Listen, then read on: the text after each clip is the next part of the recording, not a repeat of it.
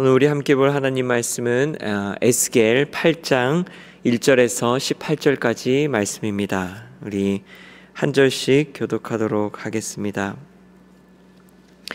여섯째 해 여섯째 달 초닷새에 나는 집에 앉았고 유다의 장로들은 내 앞에 앉아 있는데 주 여호와의 권능이 거기에서 내게 내리기로 내가 보니 불같은 형상이 있더라. 그 허리 아래의 모양은 불 같고 허리 위에는 광채가 나서 단쇠 같은데 그가 손 같은 것을 펴서 내 머리털 한 모숨을 잡으며 주의 영이 나를 들어 천지 사이로 올리시고 하나님의 환상 가운데 나를 이끌어 예루살렘으로 가서 안뜰로 들어가는 북향한 문에 이르시니 거기에는 질투의 우상 곧 질투를 일어나게 하는 우상의 자리가 있는 곳이라. 이스라엘 하나님의 영광이 거기에 있는데 내가 들어서 본 모습과 같더라.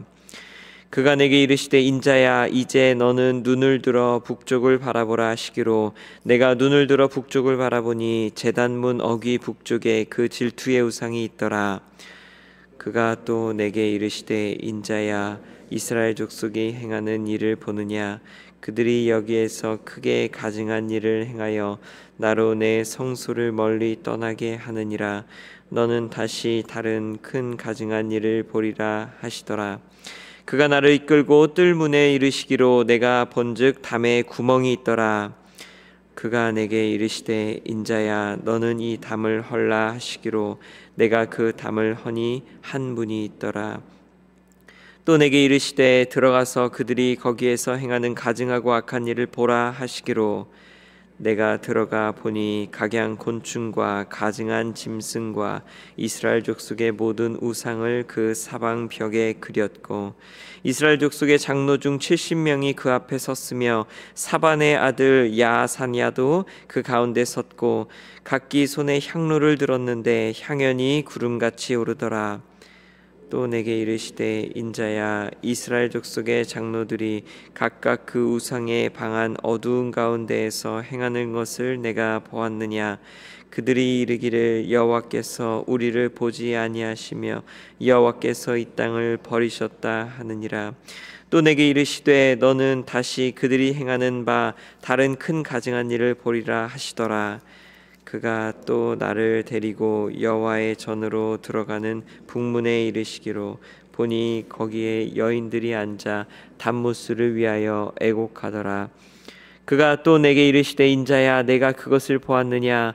너는 또 이보다 더 큰 가증한 일을 보리라 하시더라. 그가 또 나를 데리고 여호와의 성전 안뜰에 들어가시니라.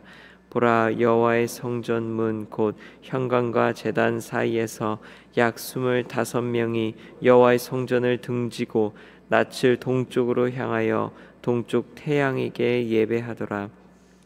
또 내게 이르시되 인자야 내가 보았느냐.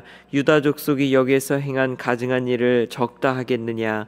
그들이 그 땅을 폭행으로 채우고 또다시 내 노여움을 일으키며 심지어 나뭇가지를 그 코에 두었느니라. 함께 읽겠습니다. 그러므로 나도 분노를 갚아 불쌍히 여기지 아니하며 긍휼을 베풀지도 아니하리니 그들이 큰 소리로 내 귀에 부르짖을지라도 내가 듣지 아니하리라. 아멘. 에스겔 4장부터 7장까지는 하나님께서 유다를 심판하기로 작정하신 그 마음과 내용을 다루었다면 이제 오늘부터 살펴볼 8장부터 11장까지는 심판의 구체적인 원인을 밝히고 하나님께서 예루살렘 성전을 이제는 떠나시는 과정을 서술합니다. 먼저 심판을 명하셨으니 백성들 입장에서는 당황스러웠겠고 또 어쩌면 너무 매정하고 무서운 하나님 아니신가 생각할 수도 있겠지만 오늘 살펴보게 될 유다의 모습들을 보면 하나님께서 이들을 버리신 게 아니라 이들이 하나님을 버린 것임을 깨닫게 됩니다. 하나님께서 성전을 떠나시게 된 것도 성전 안에서 우상 숭배를 했던 유다 백성들이 하나님을 몰아낸 것이었습니다. 성전이 무너진 것이 아니라 물론 조만간 무너지게 되겠지만 성전 안에 있던 신앙이 먼저 무너진 것입니다. 성전은 우리 믿음의 근간인데 오늘 말씀을 통해 우리의 믿음의 정체를 점검해 보아야 하겠습니다.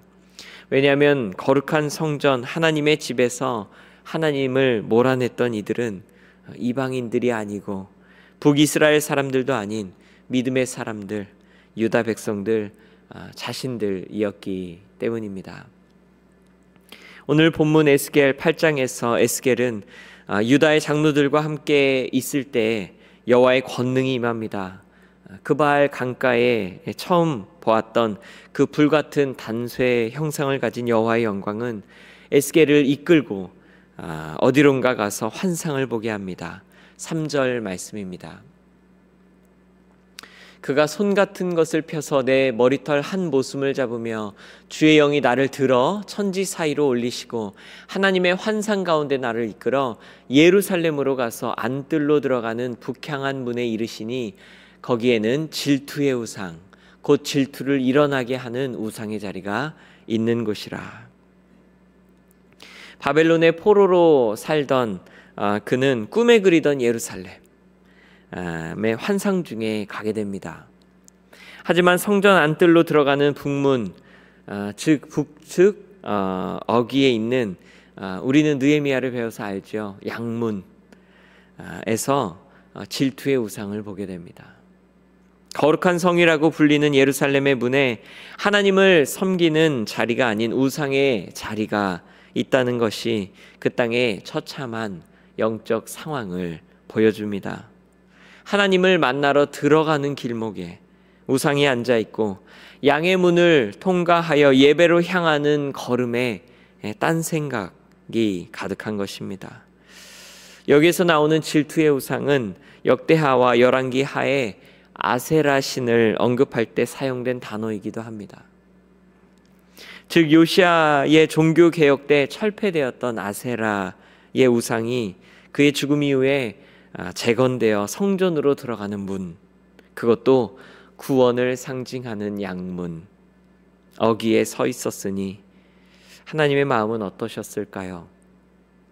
모든 것의 시작인 양문 어귀에 우상이 세워져 있고 믿음의 외형과 형식부터 하나님 아닌 것들로 자리 잡기 시작할 때 우리의 믿음은 위태롭습니다. 그런데 그곳에 우상만 서 있었던 것은 아닙니다. 4절 말씀입니다. 이스라엘 하나님의 영광이 거기에 있는데 내가 들에서 본 모습과 같더라. 인간들이 우상을 세워놓은 그 자리에 성전으로 들어가는 그 문 어귀에 하나님께서도 계셨습니다. 하지만 성전에서의 우상 숭배로 인해 하나님께서 성전을 떠날 수밖에 없었습니다. 하나님은 거룩하셔서 죄와 함께 할 수 없으시기 때문입니다. 죄가 창궐한 곳에 하나님은 끝까지 버티고자 하시지만 점점 밀려나가실 수밖에 없습니다. 그래서 6절 중반부에서 이렇게 말씀하셨습니다. 그들이 여기에서 크게 가증한 일을 행하여 나로 내 성소를 멀리 떠나게 하느니라. 하나님께서 떠나신 것이 아니라 하나님으로 떠나시게 만든 것입니다. 실제로 후에 11장에서 에스겔은 하나님께서 예루살렘 성전을 떠나시는 환상을 보게 됩니다. 하지만 이것은 시작에 불과합니다. 에스겔은 영에 이끌려 성문 안으로 들어갑니다. 외부인들은 들어올 수 없는 담을 허물고 더 깊은 안으로 들어가니 이스라엘의 장로 중 70명이 보이지 않는 곳에서 은밀히 우상 숭배를 하고 있는 모습을 보게 됩니다. 성전 안뜰의 사방벽에 온갖 곤충과 부정한 짐승들의 형상을 새기고 우상을 만들어 그들은 향을 피우고 숭배하고 있었습니다. 11절을 보면 그 중에 사반의 아들 야사냐도 있었다고 기록합니다. 그의 이름은 요시아의 종교개혁 때에 동참하였던 바로 그 사반의 아들. 왕이 바뀌고 시대가 흐른 후에 패역함으로 다시 돌아간 것을 깨닫고 에스겔이 그 이름을 주목하여 기록한 것입니다. 어쩌다 이런 일이 일어났을까요? 어쩌다 마음을 다하여 다시 하나님께 돌아갔던 종교개혁이 이제 몇십 년이 지나지도 않아 몇 세대가 흐르지도 않은 바로 같은 인물들이 다시 우상을 숭배하는 상황이 되었을까요? 그 이유가 12절에 나옵니다.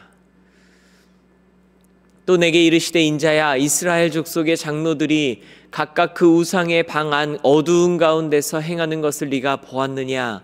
그들이 이르기를 여호와께서 우리를 보지 아니하시며 여호와께서 이 땅을 버리셨다 하느니라. 그들은 바벨론의 공격을 받았습니다. 삶이 어려워졌습니다. 사람들이 포로로 잡혀가는 것을 또 보았습니다. 이제는 다 끝난 건가 싶은 그런 마음이 생겼을 수도 있겠습니다. 여호와 하나님께서 그들을 버리셨다고 속단하기 시작합니다. 함께하지 않으신다고 입술로 그렇게 말하기 시작한 것입니다. 그리하여 성전 안뜰 벽에 온갖 곤충과 짐승들의 형상을 그려놓고 그들이라도 도와주기를 바랐습니다. 그런데 여러분, 4절에 우리 함께 읽었고 에스겔이 보았듯 하나님은 그들을 떠나신 것이 아니라 하나님의 영은 그 성전 가운데 끝까지 버티고 기다리고 견디시며 그들과 함께 계셨습니다. 겉으로는 신앙인이고 신실한 믿음을 가진 듯하나 남들이 볼 수 없는 내면에서는 삶의 크고 작은 변화와 도전 앞에서 두려워하고 흔들릴 수 있는 게 사람입니다. 그래서 칼빈은 인간의 마음은 우상을 제조하는 공장이라고 말했습니다. 로마서 1장 22절에도 이렇게 나옵니다.